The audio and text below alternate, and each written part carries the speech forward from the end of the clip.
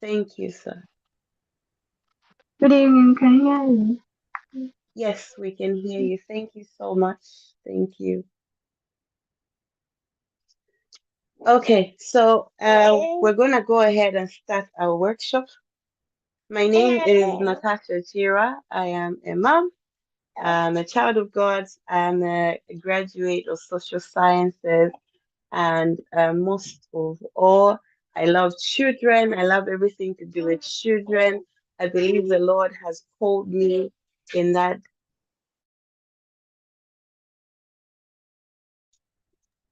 I believe the Lord has called me in that area to nurture children, and I'm very passionate about raising godly children.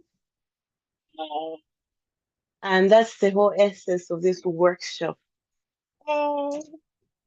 So, without wasting much time, we'll just go ahead. I'll share my screen and we'll start. Sorry, excuse me one moment.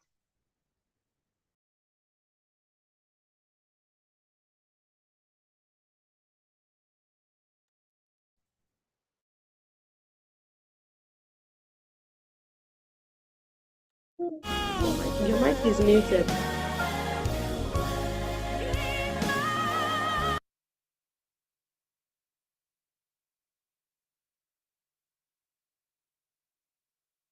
Yeah. Sorry. So I'll share my screen. You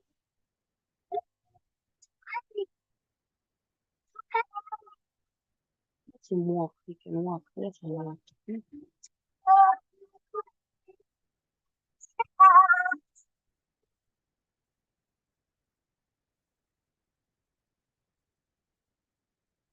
Okay, so today's workshop is about supporting children's self-management and learning skills, and we'll be focusing on the executive functions of the brain. As we shared on the group, that these are very important because it will help us nurture our children. It will help us to discover their strengths and weaknesses, and actually the strategies as well we can use to help them make sure they thrive and become all that God has actually proposed them to become. So I'll start with this quote by Brian Casson. It's from his book called Bigger Picture. So it says, children are the greatest natural resource in the world. Our God given jobs as parents, as caregivers, as teachers, as caretakers is to develop those resources to their greatest potential. And then for us to support and ensure our children become the best versions of themselves and become all that God has created them to be, we have to know how best to support and nurture them both physically and spiritually. In this workshop, we'll look at the executive functions of the brain and how these play a crucial role in the development of our children. So, back to Brent Caston and his book. That book has really been a blessing to me and the rest of my fellow warriors. We have this. We have this.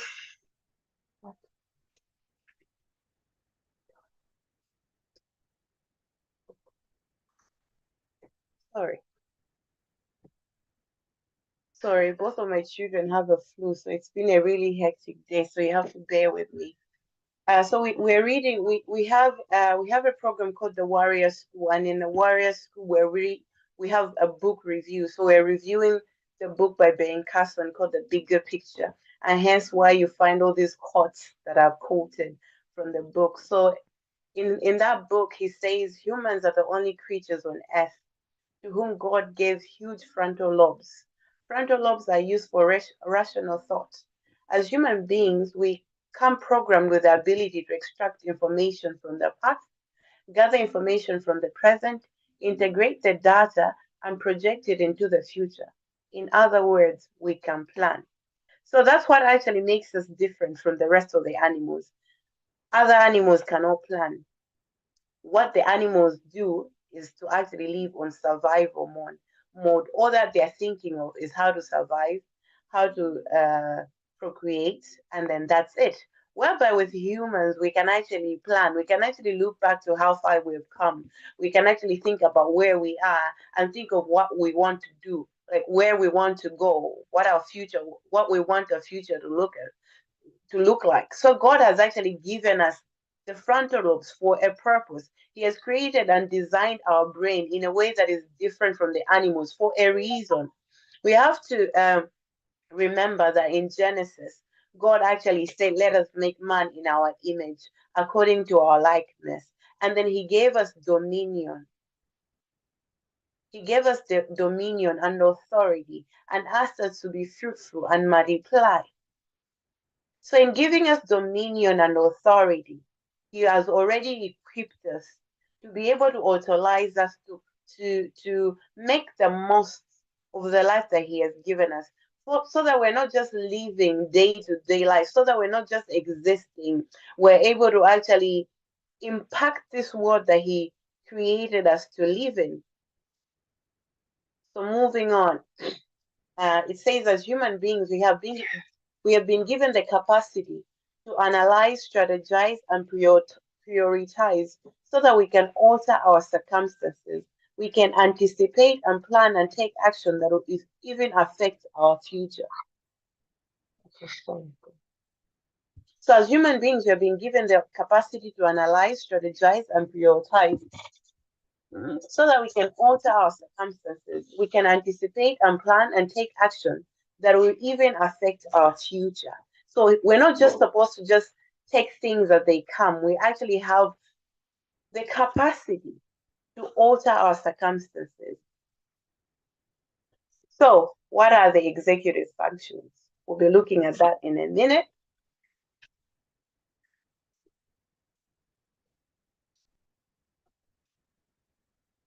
So the executive functions are like the brain's air traffic control system. You see how, like, in an airport has like a control tower that actually controls all the traffic that comes in. They know all the flights that are coming in, all the flights that need to leave. They tell this one wait, this one go, this one you leave in 30 minutes. So the executive functions of the brain act like that control tower. So there are a set of brain skills that help us to get things done.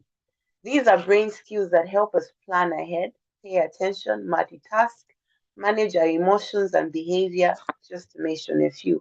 So I'll dive in. I'll dive in more details as we go. I'll break it down for us to be able to actually understand exactly what we're talking about. So the executive functions work alongside your intelligence and creativity to help you achieve your goals. Children are born with executive functions. They are not born with executive functions. They are born with the potential to develop them. So as a child, you know how like um, children, they most of the things that they learn, they actually learn from the world and from the people around them. It's like a the process called socialization, right? So it's the same thing with these executive functions. They are learned as the children develop, as they grow, as they look at the world, as they learn to do things, as they learn to conform to society. That's when the executive functions actually fully develop. So executive functions develop most between the ages of 3 to 5, and then during teen and adult years, which means that as a human, like the human body, the normal human body is still growing, is still developing. We still have the potential to become all that God wants us to achieve as a child. Just because maybe a child is acting different or is not hasn't reached the target like other children doesn't mean that we actually need to rule them out. There's a potential for them to develop and be able to become all that God has actually is, all that God has actually planned for them to become. So so adults help children to develop their executive functions because children learn from parents and caregivers. So because children learn from those who are around them, they actually develop their executive functions from them as well. And because every child is different, some children need more support to develop their executive functions than others. And we all have strong executive functions and weak executive functions, and they vary with each individual, like a fingerprint. So no child is the same. No executive function is no the executive functions, the way they operate in a person's mind, in a person's brain, is not the same. It's everybody has a unique fingerprint, unique code, unique DNA. So we can't compare. We can't compare. We can't expect everybody to have the same strengths, same weaknesses. And if a child is not successful at something, it might be because one or more of the executive functions are tricky for them, and not because they are not smart or creative.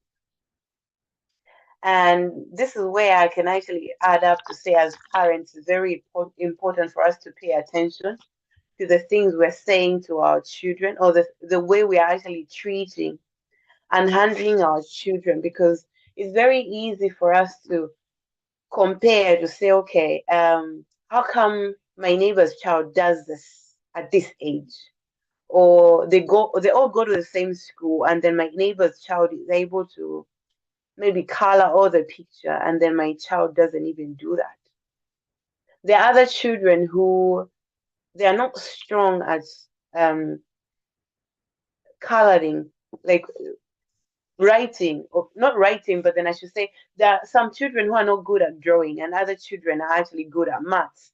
So there's no way you can actually compare to say because your neighbor's child is good at this thing, then your child needs to do the exact same thing or needs to have the same side of skills. We all have different DNAs. We all have different fingerprints. And because we have different DNAs, different fingerprints, different way that we've been nurtured and created, then we actually have to be graceful and patient. And it's very important as parents, teachers, to actually be able to not look at children as a group, but be able to actually uh, look at them individually, because it's by looking at them individually that we're able to actually understand everyone. We can't expect everybody to just act the same. So if a child is not successful at something, it might be because one or more of the executive functions are tricky for them, and not because they are not smart or creative. So don't rule them out to say, hey, you're not smart, you're not intelligent, or why are you like this? Or that, you know how like African parents, okay, not us in Jesus' name, but then the old generation used to say, the person who is the first position in your class, does he have does he has does he have two heads? What's wrong with your own head? Why are you not passing the way he's passing?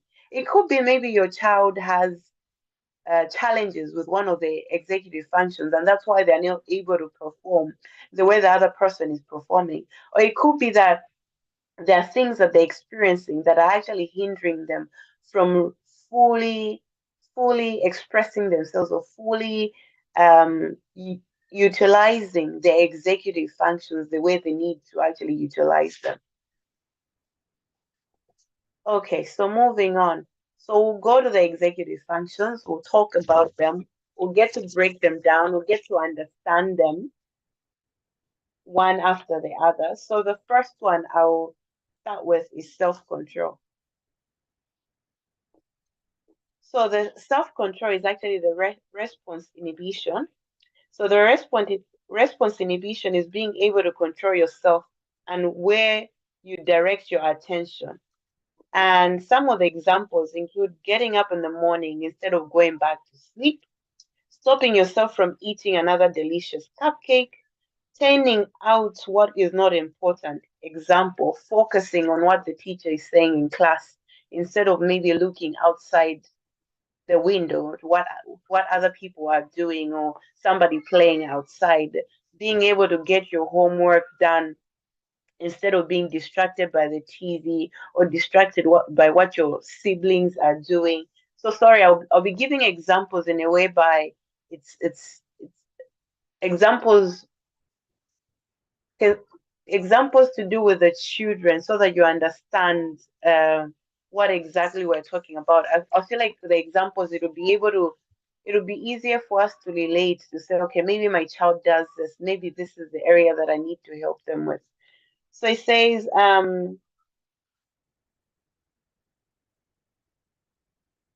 focusing on what the teacher is saying in class instead of the construction noise outside, all the while also listening to the teacher's instruction, resisting the urge to blunt out an answer, ignoring your own internal chatter to stay focused on important train or thought.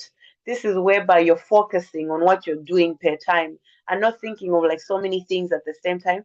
And as adults, it's something that we experience as well because it's very easy to be distracted, especially with social media, with the- with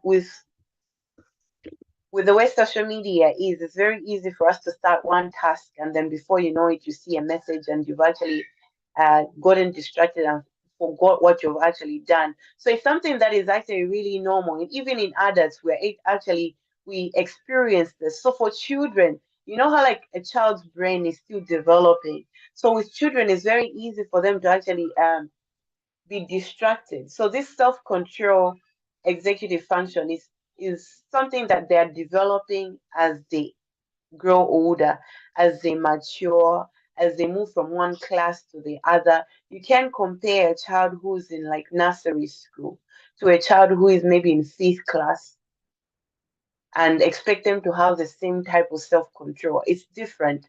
A 2-year-old and an 8-year-old cannot have the same type of self-control. So as they mature, as they grow older, the self-control actually gets better and better. So without response inhibition, we act without thinking and we can make poor choices. People who struggle with this executive function appear easily distracted, impulsive, and driven by what's going on around them. And when this executive function is a strength, children are good at waiting their turn, maintaining focus, persisting with difficult tasks, and are less impulsive. So that's for self-control. And then next we move to getting your working memory. So your working memory is like a mental notepad. So it's like a mental notepad that takes down everything that you need to do, that plans your daily activities. We use it to keep pieces of information alive in our minds at once so that we can use them. We use it when we are reading a book and making sense of the whole sentence on the page. We're making our lunch. We are having a conversation with our friend. So it's just like a trail of thought so that you don't forget what you're saying. So this working memory is what actually reminds you to say, oh, this is what I was discussing with this person. This is the next thing that I need to say, or this is what the person said. I'll give an example. Have you ever met people whereby if you're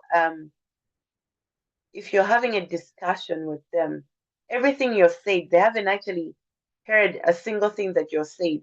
It could be because in their mind, as you're speaking, they're already thinking of what to say, what to respond to you, and therefore they've actually lost their trail of thoughts. So with children, it's easy with this as well. And especially when you like maybe give too many instructions with a child. A child's brain is still developing, so it's very hard to retain too many information. So if you like speak so many things at one time, say, okay, go to the market, go buy this. When you come back, mop the house. When you mop the house, pack up your room, clean your room, pack up your toys. It's very easy for that child to actually get distracted because the information is too much. And then the working memory as well helps us to follow a storyline in a movie. So working memory can become easily overloaded when we're doing something new. When our working memory gets overloaded, we lose information and can feel overwhelmed. And the greater your working memory, the more pieces of information you can use at once, making learning and thinking more effective. So when your child is doing something, it could be that maybe they've been triggered with something and therefore they feel overwhelmed. So it's very hard for them for their working memory to actually retain information because of that trigger that has actually made them like lose everything else that you've actually told them. And so we'll move to the next thing, which is flexible thinking. So mental flexibility is being able to think of new ideas and perspectives. It allows you to switch gears to see things from someone else's point of view. It is the flexibility to change your behavior when situations change or when things don't go to plan. Some examples include changing how we act in different settings. Example, work at work, when you're at work versus maybe when you're at home is two different settings. So you're able to actually adjust to say at work, I need to be formal, or at school, I need to be formal, I need to be respectable, I need to hold my actual thoughts in and not just say everything that comes in my mind, not everything that comes to. I don't need to respond in a rude way or respond the way that I want to respond because I'm at work, I'm at school. But then at home, you can actually be yourself and say, you know what, I'm in my house. I can say whatever I want to say. I can act the way I want to act because nobody is actually watching me. So it's the flexible thinking is being able to actually analyze the situation and think of how actually I need to react to this situation, how I need to behave in this situation. So for children, because their executive functions are still developing, it's uh it's hard for them to actually be able to like differentiate between home and school. That's how you find your children going to school and being able to tell teacher, oh, teacher, we bought a TV at our house, because the flexible thinking part is still developing. They don't see the difference in saying that at school or saying that at home, or which this is embarrassing and this is respectable. So another example is trying to work out a conflict with a friend or coming up with solutions when things don't go according to plan. So this is able to actually be able to sit and think in the moment to say, okay, since that road is blocked, let me take the other route.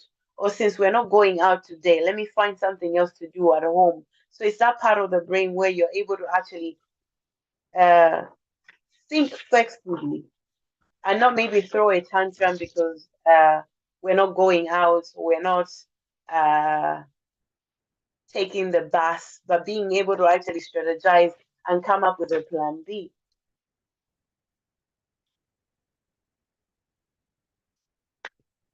Okay, so there are the rest of the things.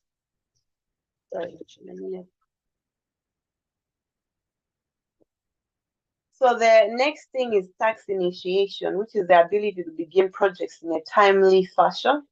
And then there's organization, the ability to create and maintain a system to keep track of information or materials.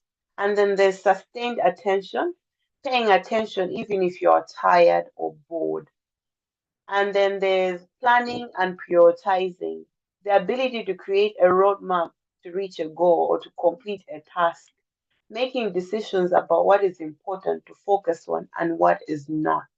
So, as I shared previously in the example of like writing homework, so when you get home, this executive function enables you that when you get home, I need to start with my homework. I need to start it at this time and finish in 1 hour, so that after 1 hour I watch a movie. After I watch a movie, it's time for bed. So it's the ability to create a roadmap to reach a goal or to complete a task. So the people who struggle with this executive function find it hard to actually plan ahead. So they are disorganized. They can actually maybe start up a thing and forget, and start up another thing and forget.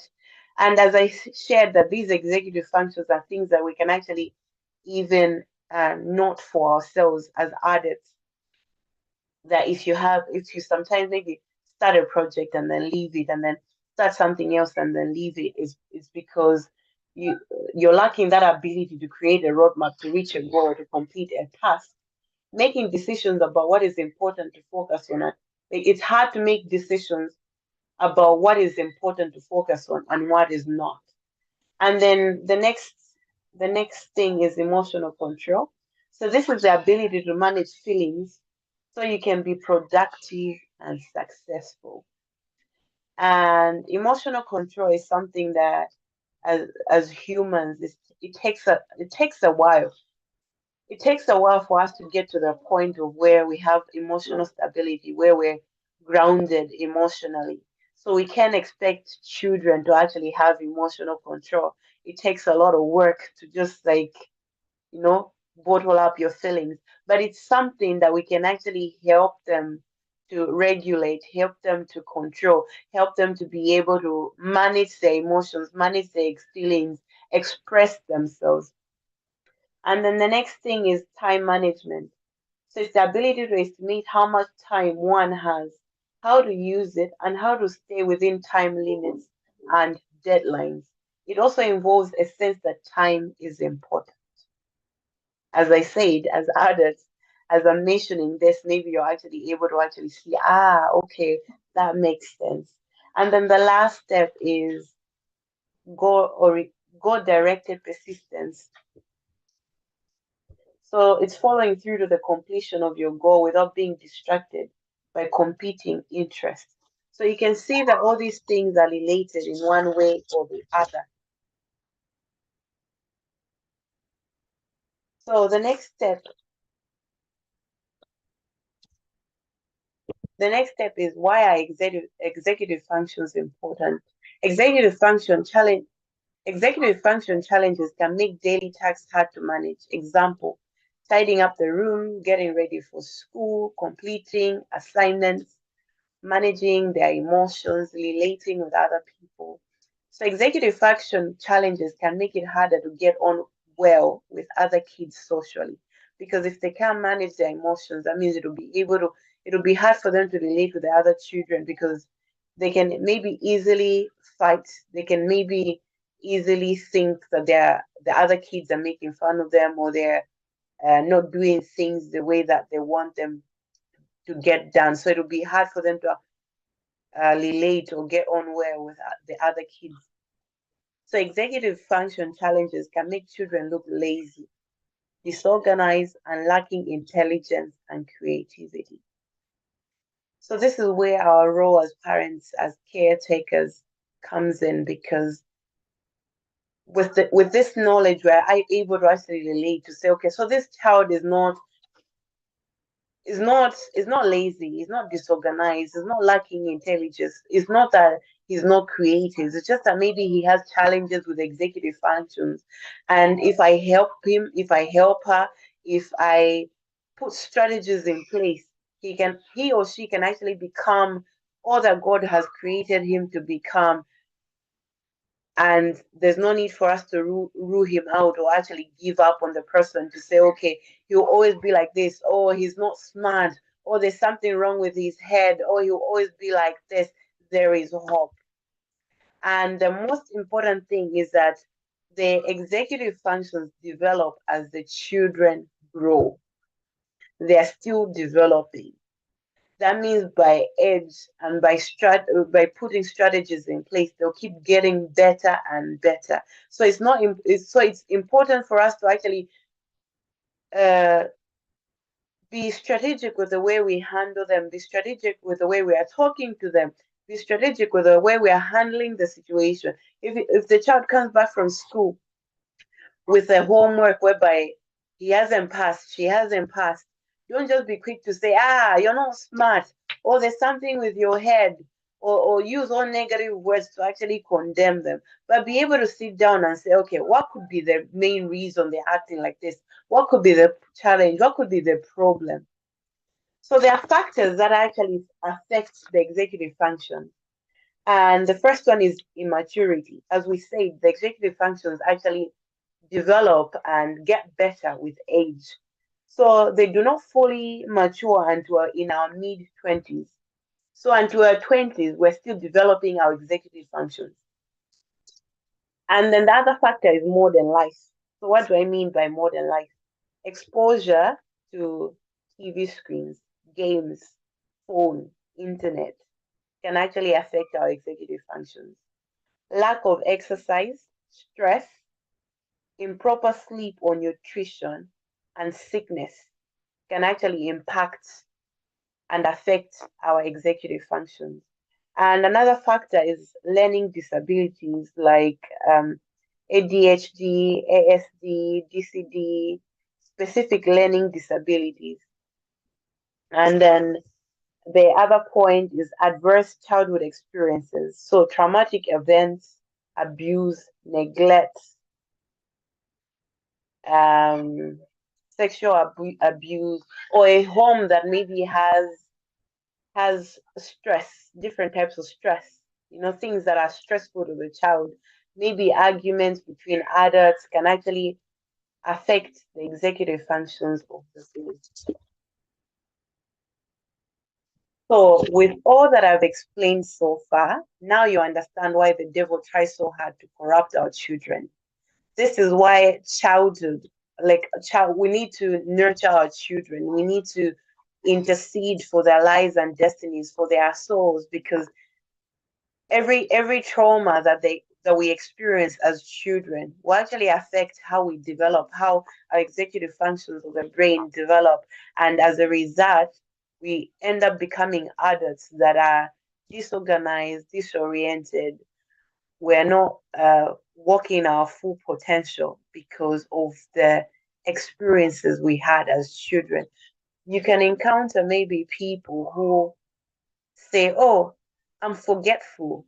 It's not like maybe they have always been forgetful. It could be that they experienced a trauma as a child, and maybe they haven't been able to navigate that or realize that it's this trauma that they experienced as a child that is actually impacting their forgetfulness, impacting how their brain is working, impacting how organized or how their time management or their emotional control because of something they experienced as a child. It could be maybe, how like sometimes trauma, we experience trauma and don't heal from it. We shut it out. And because we've shut it out, it's still there and we think we've moved on, but it's still there at the back of our souls. It's still there. And because it's still there, it can actually impact how our brain is functioning. So you say, "Oh, I'm forgetful." Why? Because you experienced something traumatizing in your past and you forced yourself to forget. And because you forced yourself to forget, it impacted that part of your brain that remembers things. And then because of that, you end up forgetting things. And you assume, "Oh, it's just the way I am. I forget things." It's not the way you are, it's the trauma. You need to heal from the trauma. And as children, we actually need to, sorry, as parents, caretakers, as teachers, we need to be intentional with the way we handle our children, especially in terms of trauma. We need to be open with them to say they can actually talk to us so that we are able to understand what they are going through and be able to assist them so that they don't end up growing, like turning into adults who never really dealt with their past. They're still carrying their past. They think that they're over their past, but they're still carrying their past with them. Okay, and then on the point of stress, it says some stress in life can be useful, but extreme or ongoing stress can impact our executive functions.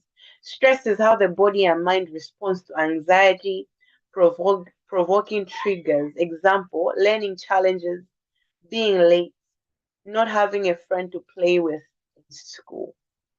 So there are things that might be regarded as minor, small things that to us are not a big deal, but they're actually causing extreme stress in a child. So to understand how stress disrupts our executive functions, we first need to understand a bit about the brain. So when the brain is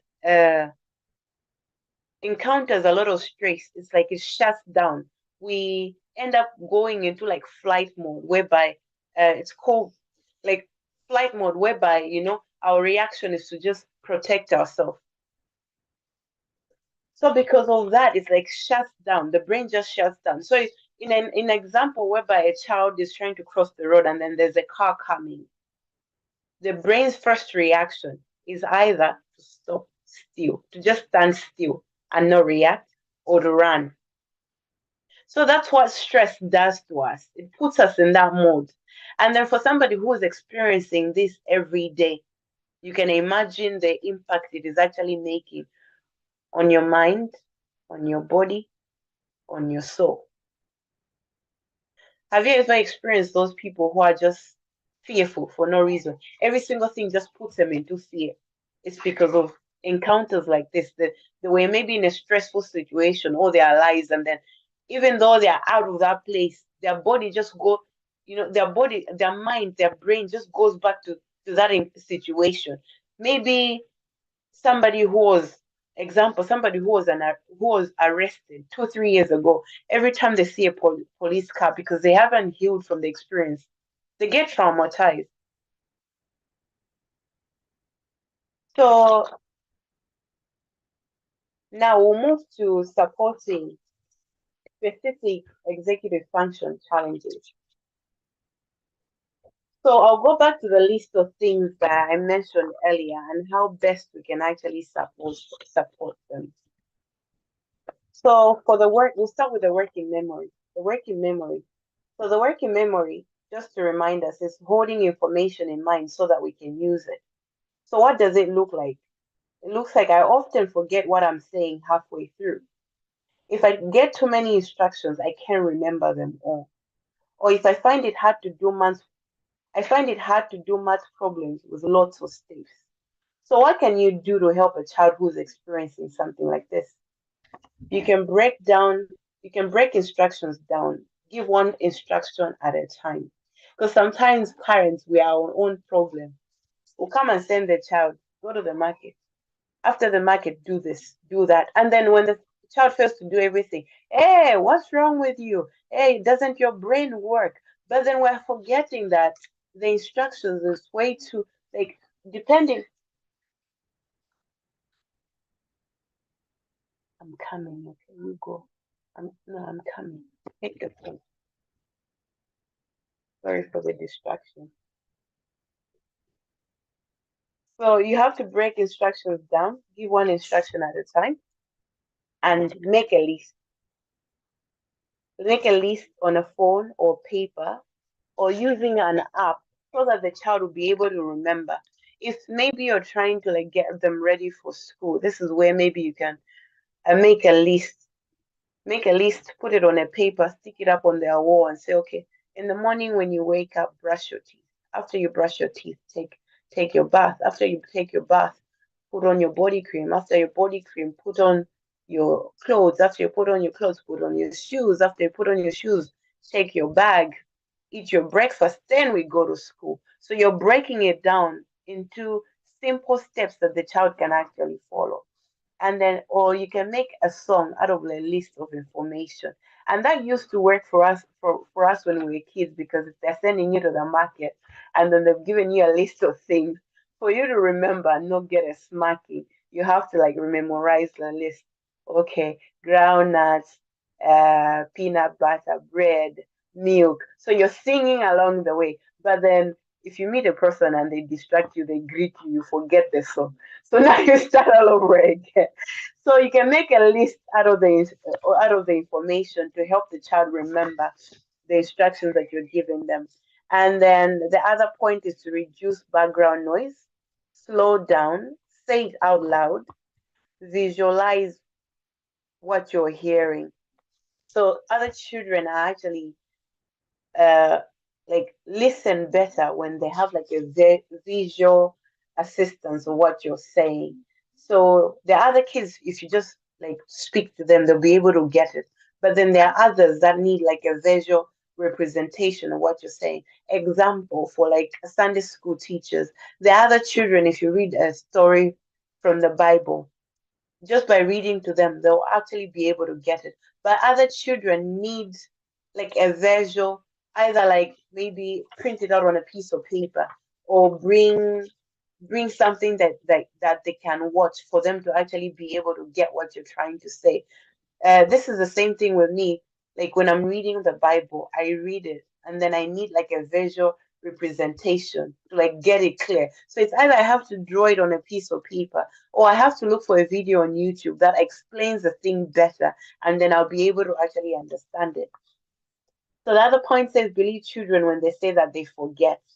They're not lying, or they're not trying to be silly, or they're not trying to not listen to you.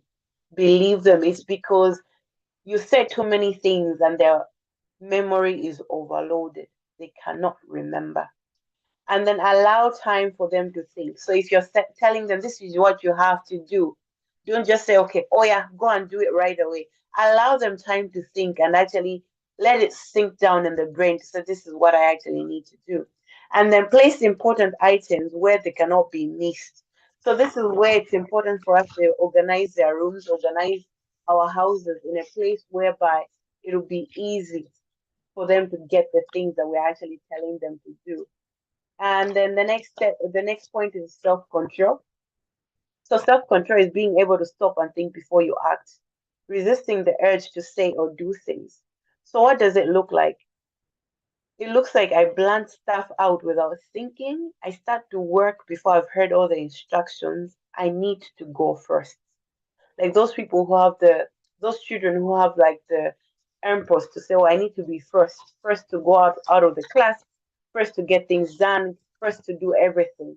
So what can you do? You can break tasks down, give one instruction at a time, minimize distractions, teach to count to 10 before acting, practice this by counting together out loud before making a decision, allow them to keep hands in pockets or use fidget toys, or let your child take a break from a situation that is upsetting to them, and then get lots of movement in. And the most important factor is that we need to model self control.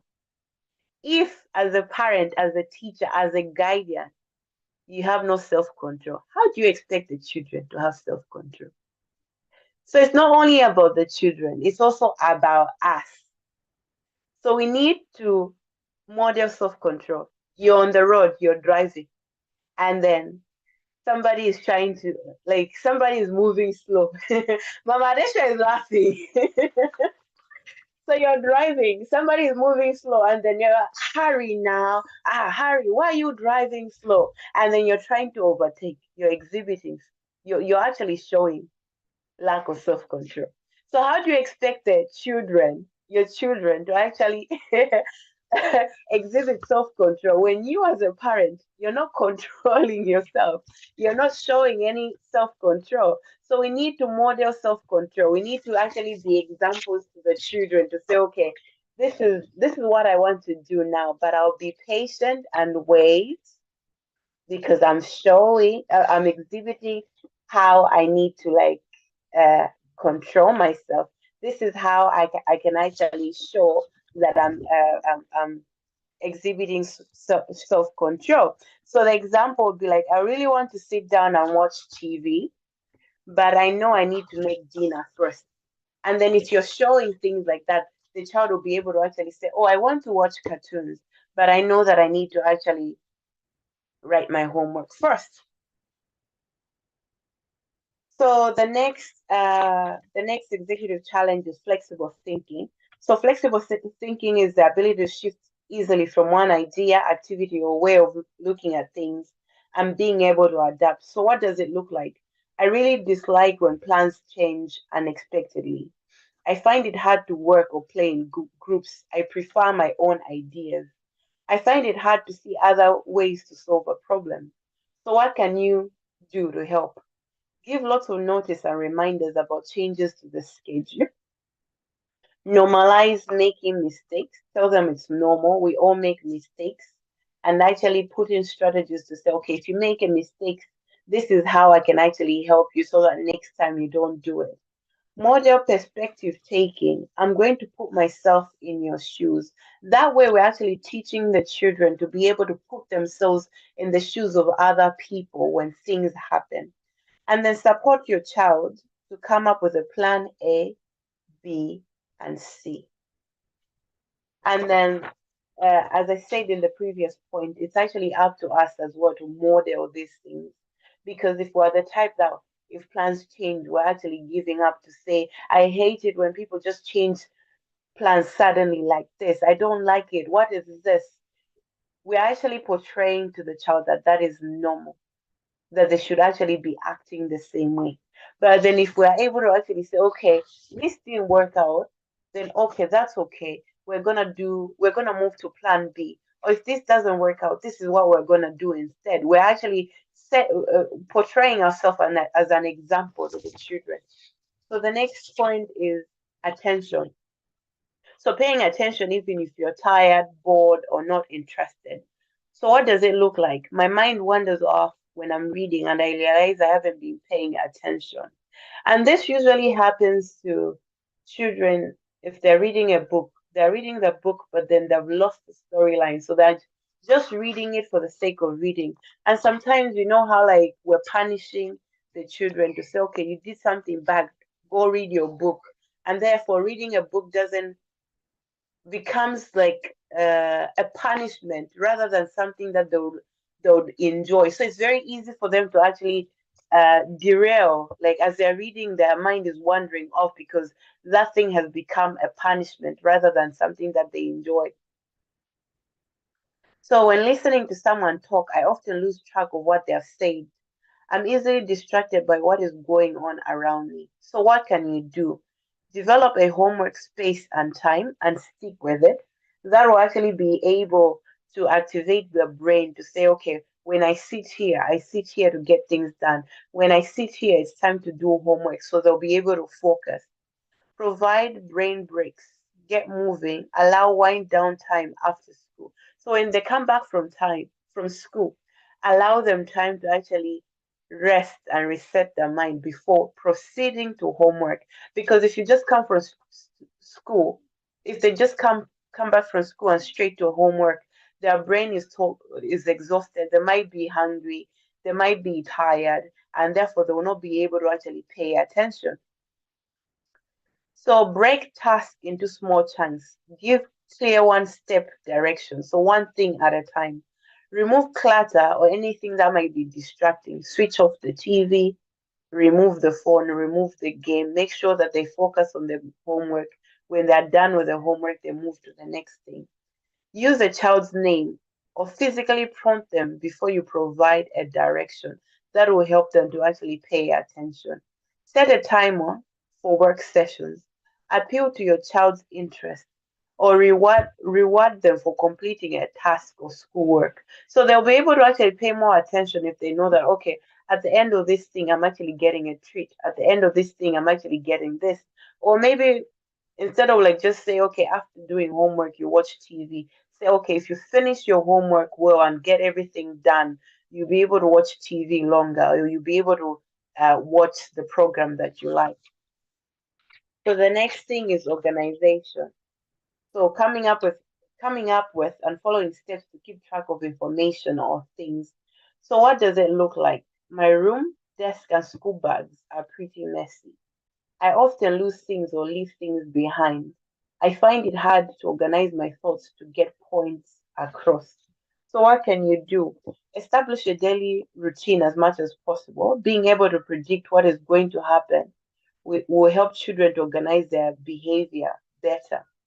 Clearly communicate changes in schedule ahead of time to help reduce worry and allow for follow through. Create systems. Have a place for everything ahead of time.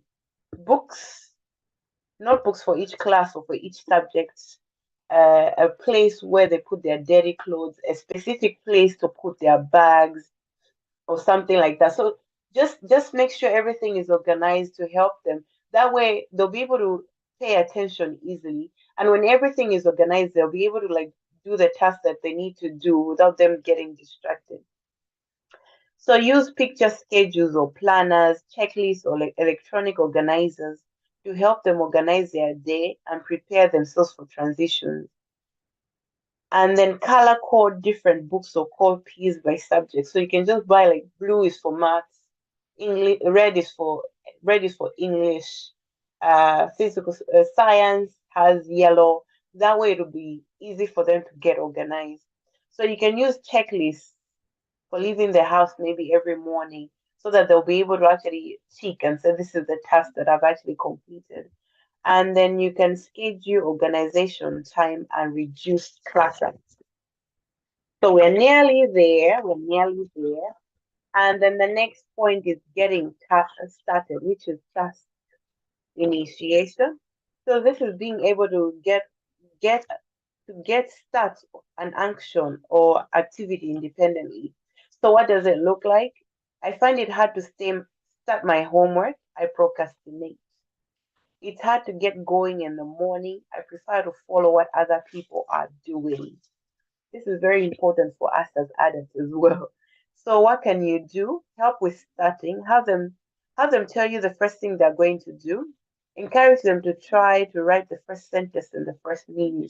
Sometimes like talking to people can actually help you start something. So you've been procrastinating something for a long time. When you actually call your friend to say, this is what I want to write, as you're talking to them, you're actually like putting you're dividing the ideas to say, okay, this is where I actually need to start with, or recording it on the phone, to say, okay, I need to do my homework. This is what I'm gonna start with. As you're replaying the recording, it's easy for you to actually say, okay, I might just start with this because this is what I actually the recording says that I'm gonna start with this, so it'll be very easy for you to actually get a head start. So organize work time with a timer, make it playful. Example, make getting started like a race with a countdown. So you set up your timer to say, okay, 30 minutes starts, and then it'll be more interesting to the child. It'll be like a game, we are racing. So let me get things done. So work in short bursts with breaks in between. Teach help seeking skills and positive self-talk. Check in frequently to make sure that they're actually doing the things that they actually said they're going to be doing. Use underlining and highlighting for significant parts of direction. Checklists and calendars can help organize. Break tasks down. Give them just one thing to start. Makes tasks easier it makes tasks easier if they look too daunting. Encourage good enough rather than perfect. It doesn't have to be perfect. Encourage them that it is actually good enough. If they actually start on one thing, it's better than for them to not start at all. Give choices where possible. Incorporate areas of interest into tasks. Example, maybe if you're doing maths, bringing something that they like, maybe the price of toys in the math equation, it'll be able to actually interest them to finish the equation because it's something that they actually really like. And then use rewards. And then emotional control. So this is managing feelings so that you can be successful and productive. So what does it look like? If something frustrating happens, I can take a long time to calm down. I get very upset when I get corrected or if I don't get things my way. I can hold grudges and find it hard to get over things. So what can you do? Allow a child to take a break when they're feeling frustrated. Teach your child to recognize and name their emotions. Example, I'm feeling a little frustrated because I didn't get to finish my art, but I can handle it and I'm going to be okay. You can actually use colors as well to help them express their emotions. So if they're angry, you can say, I'm feeling red. They can say, I'm feeling red. If they're excited, they can say, oh, um, I'm feeling yellow or I'm feeling blue or any bright color. And then that way they'll be able to express themselves when they're upset. When they can't really break down their emotions or express how they're feeling, they can actually just say, okay, I'm feeling blue, I'm feeling red, I'm feeling green, and then you'll be able to actually understand how they're feeling. So practice calming strategies with your child, deep breaths, counting down, encouraging making a good enough start on tasks or activities. And the next one is keep going. So so this is persevering and completing tasks. So what does it look like? I like to help, but I don't like finishing jobs all the way. If I start something tricky and I can get it right away, I can't get it right away, I give up. If I get distracted partway through a task. So what can you do? Use a visual timer to make tasks feel doable. Break tasks down into smaller steps and take breaks along the way. Connect completing a task to something valuable and interesting to them, as I said. So if you finish your homework, you watch your favorite TV show. If you get your homework done the whole week, you get a treat on Friday. So provide choices and check in often and teach them problem solving. Teach problem solving. And then the other part is planning and prioritizing.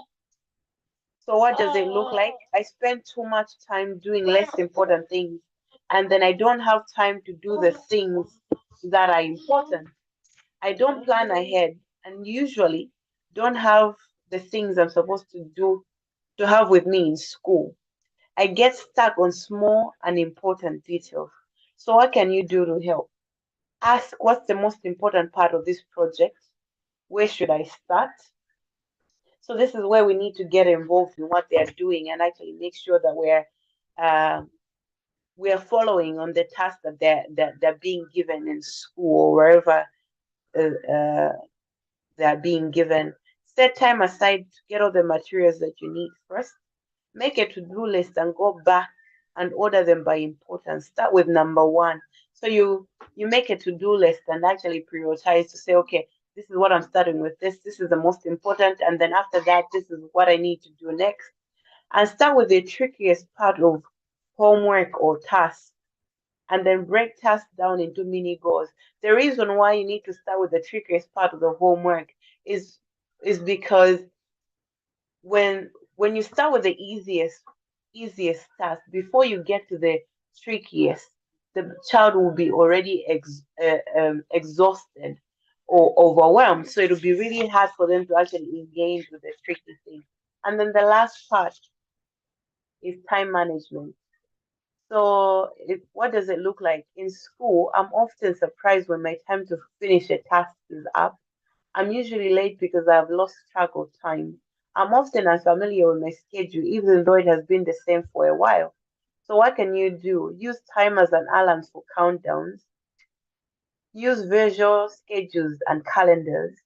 If your child can tell the time, get them to wear a watch or sit where they can see a clock. And practice estimating time needed for different tasks. Example, how long do you think it can take you to clean your room or finish the assignment that I've given you? And then set limits for social media and television time. Avoid overscheduling because children need downtime too. And model and discuss thinking ahead, such as putting clothes out for the next day. So it starts with us as parents, because all these things, all these strategies that we can actually use to even help the children starts with us. Because the more we do things like that, the more the children are actually able to implement to say this is actually what we need to do. This is actually what can actually be helpful. So, how to support our children as caregivers, parents, and teachers? God has entrusted us not only with the lives but souls of our children. Our first assignment is that of an intercessor. Why am I saying this? Because as we're interceding for our children, we're able to actually see the blueprint that the Lord has given to them. We're actually able to see them the way God sees them. So it is very important for us to see our children the way God sees them. And as we raise and take care of them, we need to do it with a bigger picture mentality. So as intercessors, as we are interceding and praying for them, what we are praying for is that God shows us a bigger picture. God shows us out their purpose. God shows us where He's taking them to, the path that they need to walk on, what they will become, which area they need to like walk in. And then that way, even if we see them having challenges with executive functions or any other area, we're able to actually align to say, okay, this is what God says He will become. So let's say His purpose is to be maybe a scientist, and you see the child actually struggling with time management or with being organized. So because God has already shown you his purpose and destiny, you'll be able to actually sort it out in a place of prayer and actually implement these steps to say, you know what, as a scientist, you can be organized because you will lose your work now. So you'll be praying, knowing that okay, so that you'll know that this is an attack. This area has to be this area has to be corrected because without this area, this child cannot reach the step or the destiny that God has actually planned for him. So, as parents, we need to pray. We need to pay attention to our own executive functions and feelings. We need to be mindful of the things that we say to our children because some of these things, remember, we talked about stress and trauma and soul wounds. Some of this trauma and soul wounds and stress is because of us, the things we say to our children, how we react to them. They're coming home with issues, they're stressed at school. We're even adding more fire to the wound instead of actually quenching the fire. So put yourself in the children's shoes. Put yourself in your children's shoes. You were once a child. You know how you were behaving then. And sometimes we're carrying our own trauma, the things that we used to do in our past. We are reacting to our children because you used to do some things maybe that they're doing now. Or maybe you just think that those are the things that they'll be doing, and then we end up just lashing out to them. But we need to put ourselves in their shoes and be able to actually understand their emotions, the way they see things, the way they see the world. So we need to manage stress in the homes, manage our own stress so that we don't project it to them. And we need to connect with them before we direct. It takes us having a connection with them for the children to be able to actually understand us and understand exactly what we're actually telling them, or what we want them to actually do. So it says that you need to pay attention to your executive functions and feelings as well, because when you notice that you're feeling stressed, try to do something about it rather than just project on the children. So we've come to the end of our workshop. I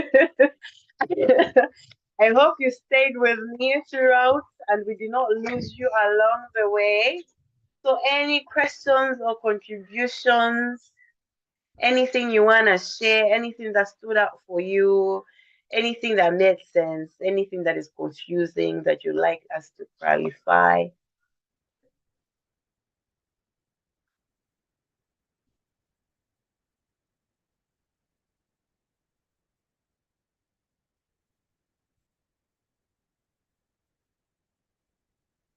Or go ahead and unmute yourself, sir.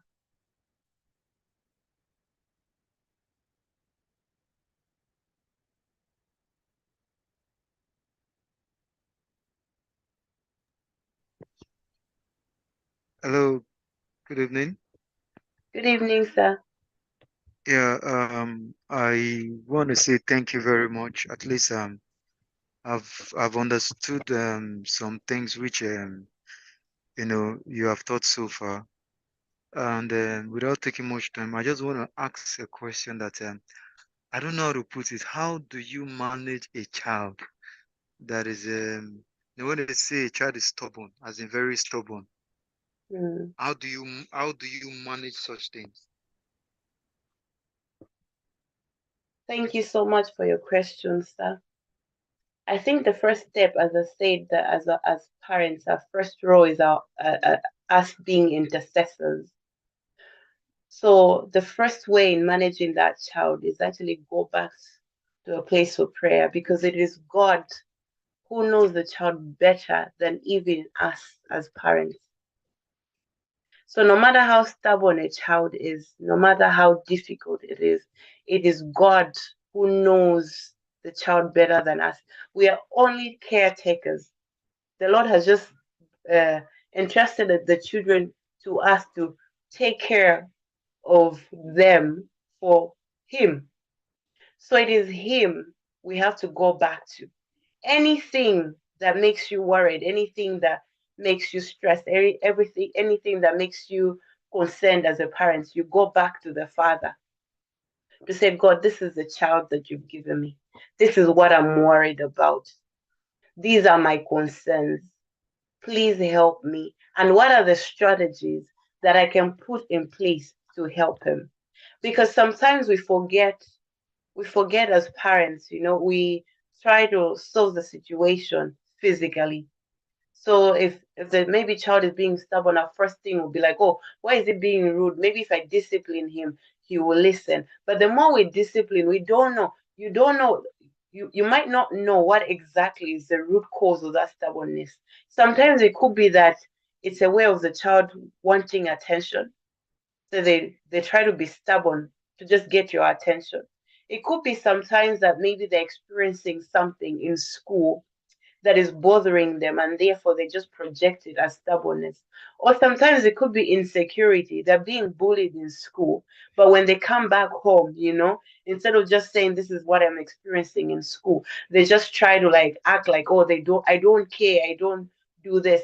Sometimes it could be maybe their circle of friends. Their circle of friends, they see other people being stubborn, and therefore they think that that's the correct way of doing things. So go back to the place of prayer, go back to the child's maker, which is God, our maker, and lay all these things down to say, this is what he's doing. How can I help him? What do I need to do? I'll give an example of the Ben Carson book, Gifted Hands. He shared a situation where, as they were growing up as kids, him and his brother were always being stubborn, always wanting to watch TV all the time, always wondering why their mom was always strict with them, and why the other kids, you know, would do would do things, would do everything that they wanted to do, and they weren't allowed.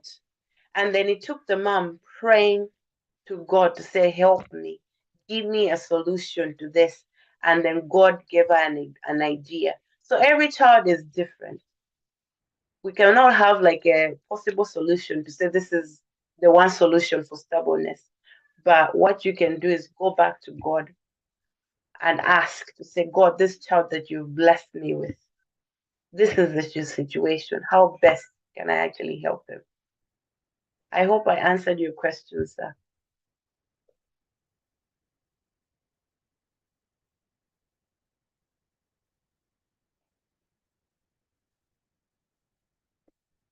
Was I able to answer your question, sir?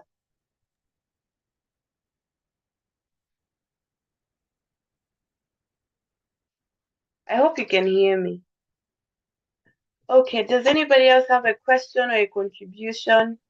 Tasha, let me add to what you just shared.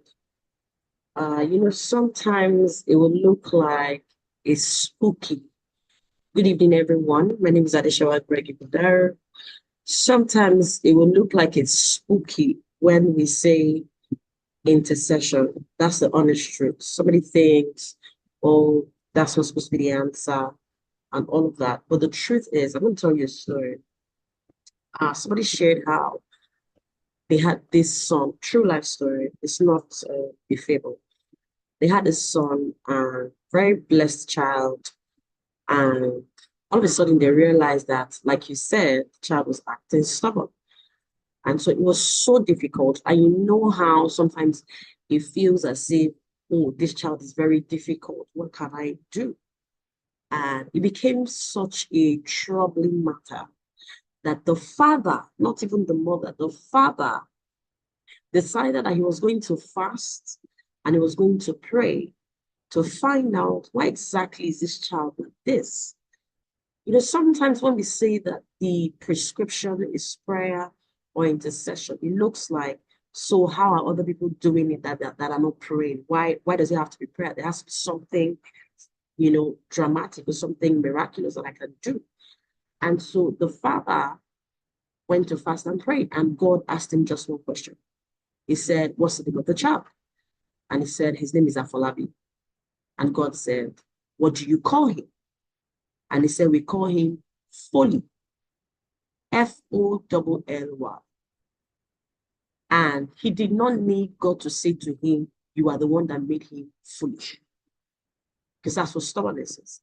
You're the one that made him foolish. So your case or this case might not be that, oh, the father said something or the mother said something. But sometimes it's the parents or it's the namings. It might not be the name of the child, might be something that has been said, might be some ensnarements, by the words of our mouth. We could, like Natasha kept reiterating, how it begins with us. It begins with us. So there could have been something that triggered that. No child is born stubborn. No child is made stubborn. There is not one child that God delivered into our hands that has a problem. So if that child came to this earth and we're noticing certain things, I'm very happy that we're having this conversation and we're able to ask this kind of question. There is not one child that God has given us that came as a problem child.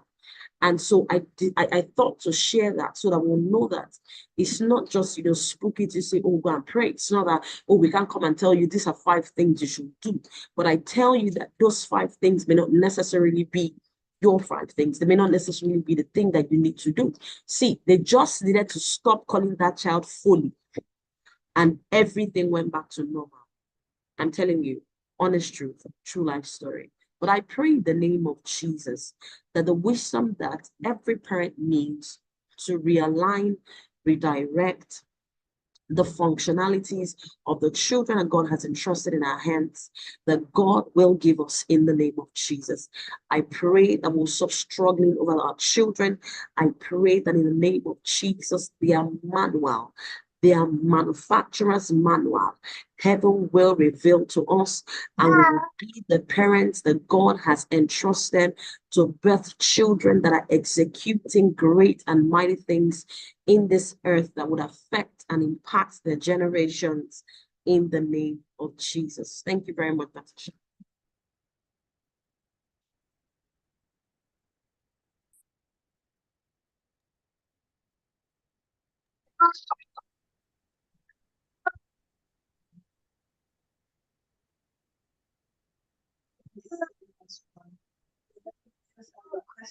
We can't hear you. Can you hear me now? Yeah. Okay. Now I was just asking that, does anybody else have a question or something they want to share?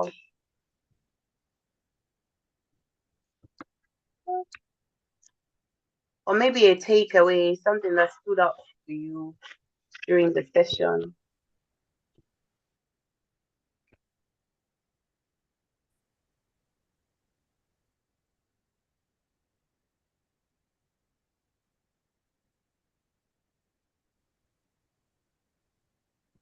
Okay, please go ahead, Mr. Ladimije.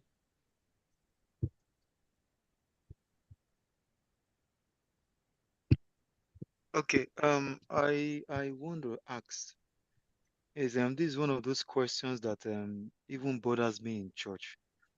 Let's say like for example, Can you speak up a mo little, please? okay, let's say for example, I'm a pastor, for example. Just give an example. I'm a pastor, for example, and the Can't first hear you, child. sir.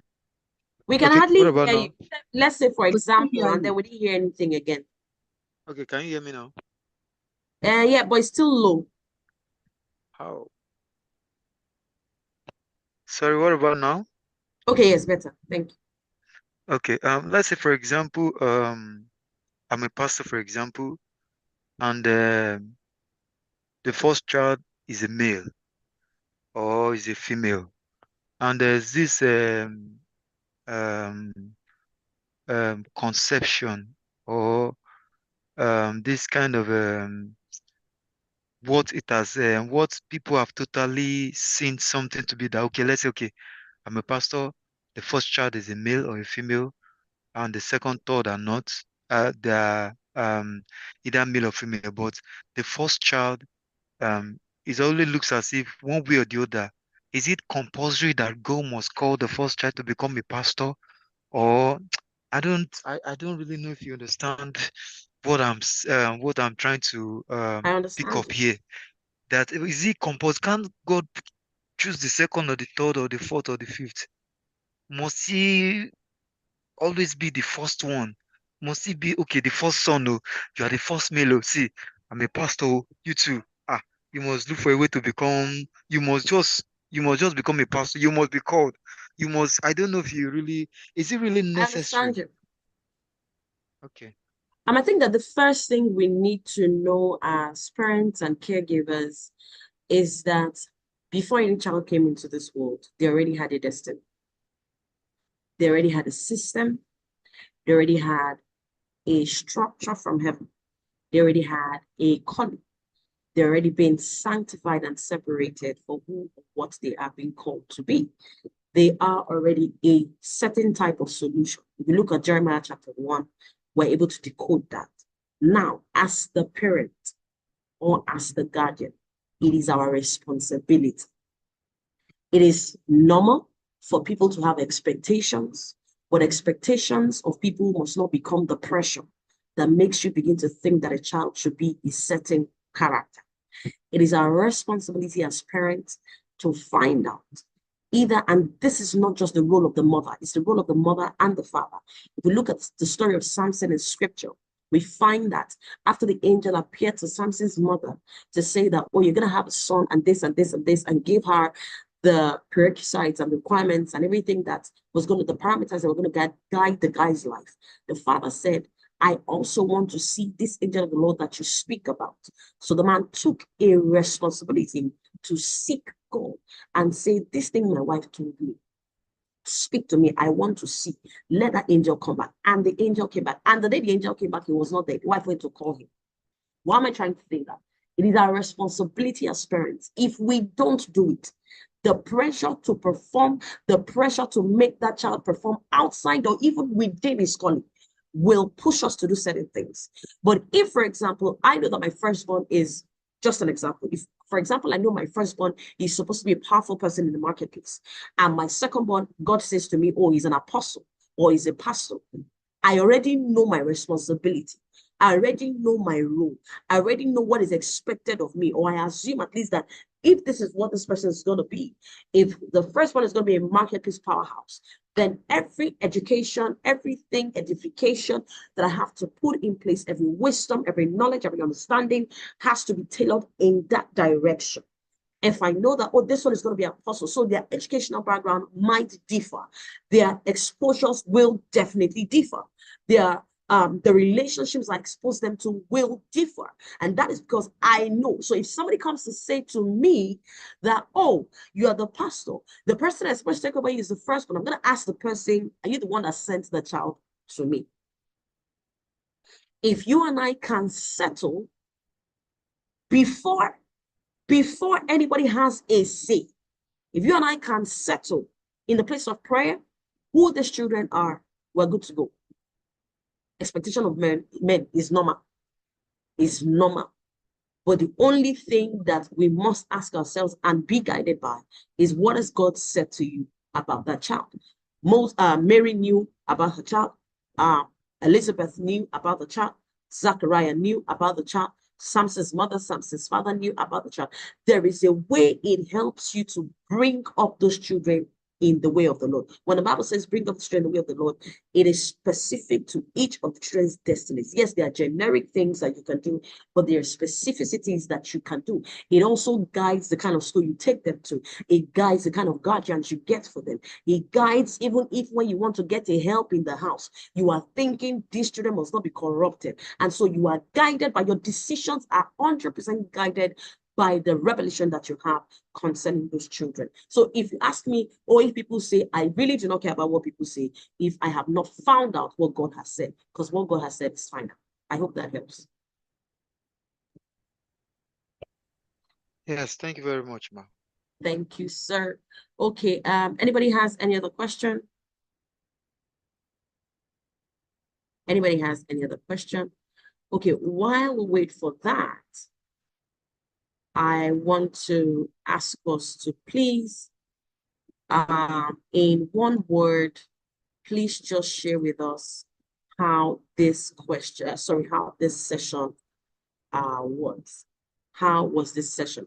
I'm going to post the link in the chat room, and I'm going to just please ask us, how was this session? So just click that link and type for us, how was the session? Please click the link so that we can release you. You know, it's late already. Please click the link and just type for us. As you type for us, we're going to see it. No, click that link I just posted in the chat box. We're going to see it on our screens. Please, can you do that for me? Can you do that for us? This is just one of the many other things. Awesome. Thank you. I say insightful. This is just one of the many other things that we're going to do for children with the work that God has given us. 100% we realize and see that God is impressing on our hearts so seriously how we must begin to intentionally bring these children up according to the destiny that He has already set for them from the beginning of this age. How has the session been? Educational, enlightening, insightful. Okay, I see you in the chat box. Informative, great teaching, education, impressive and inspiring, insightful, informative. Okay, thank you very much. You can keep the questions coming. So this is the Warrior Kids School. And I will just quickly share with you what God is asking us to achieve with this. Isaiah chapter 11, verse 6. It says, the wolf also shall dwell with the lamb, the leopard shall lie down with the young goat, the calf and the young lion, and the fatling together, and a little child shall lead them. A little child shall lead the wolf and the lamb, the leopard and the young goat, the calf and the young lion, the fatling together. It says, the cow and the bear shall graze, their young ones shall lie down together, and the lion shall eat straw like the ox, and the nursing child shall play by the cobra's hole, and the weaned child shall put his hand in the viper's den. Our assignment in this season is to our assignment in this season is to raise warrior kids. One of the things that we believe that God is asking us to do, and part of why we did this workshop, is to ensure that Isaiah chapter 11 from verses 5 to 8 becomes a reality in the life of our children, that they can stand in their different places and spaces and bring peace, prosperity in the world, in their spaces, in their education, when they come out of school, that is their formative years, when they become teenagers. And so we're going to be doing this. I want to just quickly ask you, sometime in the month of March or before then, in fact, we're going to have prophetic prayer sessions with children, just true children. If you would like your kids, your grandkids to be a part of it, we're going to send you a link. We're going to send you a link. I'm going to put the link in the chat box now, just for those who would like to fill the form now. Just please fill the form. I will send you the link on the WhatsApp group. I hope you're there. And then we're just going to, ask you just a few details. And when it is time, we'll send you a message to invite your kids. You're going to see your kids begin to grow spiritually. Your kids will grow spiritually. Your kids will go in their leadership and executive roles. Every child is a leader, and they are not just going to be leaders in politics. When they get to politics and they get to media and they get to arts and science and they get to technology, they are there with the understanding of the spirit. They are not just there because, oh, mommy puts me here, or mommy's friend is the one that gave me the job, or oh, I'm doing a vacation somewhere. They are there, they understand spiritual assignment, regardless of whatever thing that they're going to do. And so I've posted the form link in the chat box, in the chat room. Please feel free to click it. If you're on the WhatsApp group, you're also going to get it. We're also going to send an email just so that you are able to partake of it. Thank you so much for joining us tonight. We're excited about what God is about to do in our lives and with you, even as you have collaborated with us tonight. I am particularly excited as to what you're going to begin to see your children manifest. And I mean within the first 6 months this year. I'm not talking about the end of the year. In the first 6 months, you're going to see your children begin to walk in spiritual authority. And I cannot wait to hear your testimony. So we'll send the emails out. Please remember, everything your child will play out is largely dependent on you. Don't pass your trauma to those kids. Don't pass your soul wounds to those kids. Have conversations with them. When they are hurt, it's a soul wound and you need to deal with it. When they come and they say, oh, somebody rejected me, or somebody said I don't sing well in school, or somebody said this to me in school, it's important that you address it. Don't just say, oh, don't mind them. No, give them a reason and remove that word that has been planted in their soul and replace it with the word of life. We need to begin to be intentional about how these children are growing. Please pay attention to them. When it comes to our children, be quick to listen, slow to speak, please, and slow to get angry.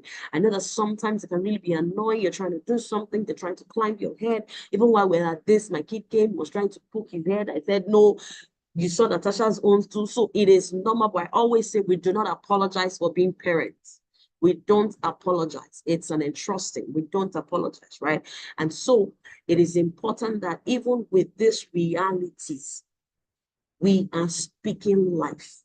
You are the prophet over that child first. So before you begin to give yourself assignment of running to one mountain to the other mountain to pray for that child, the words of your mouth, the spirits that you pass on to them is very important. When you're agitated, when you're anxious, communicate it with them. You may not necessarily say the details, but you can say to them, please, can you give me some minutes? I need to sort myself out. I'm not in the mood. So they understand and they respect boundaries. They understand. So when they're in that kind of situation, they don't just shut people out. Some of us don't know how to keep relationships today because they did not teach us. And so because of how we are feeling, we have shut down relationships that should have blessed us. And we are passing on those things to our children. And so those children grow up as well. And people that are trying to love them and take care of them and just build something remarkable with them, they are also shutting them down. Why? Because that is how we passed it to them. We must make a decision to ourselves that how we were brought up, we will not bring them up that way. No, we will not say, oh, African mentality. There's a kingdom mentality that is higher than African mentality.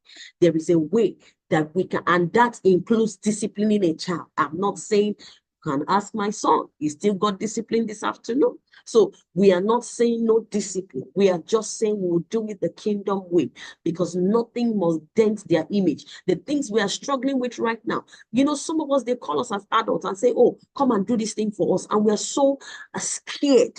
We can't do it. Why? Because when we're growing up, people have said to us, you can't be better than this. They have said certain things. Oh, and so you are from where? And so, you're growing, and even teachers won't give you the opportunity to express your leadership skills. And somehow, because of that, you grew like that. So now you are seeing opportunities, but you have to psych yourself, motivate yourself. Somebody has to pray for you before you own what is yours. That's not how it's meant to be.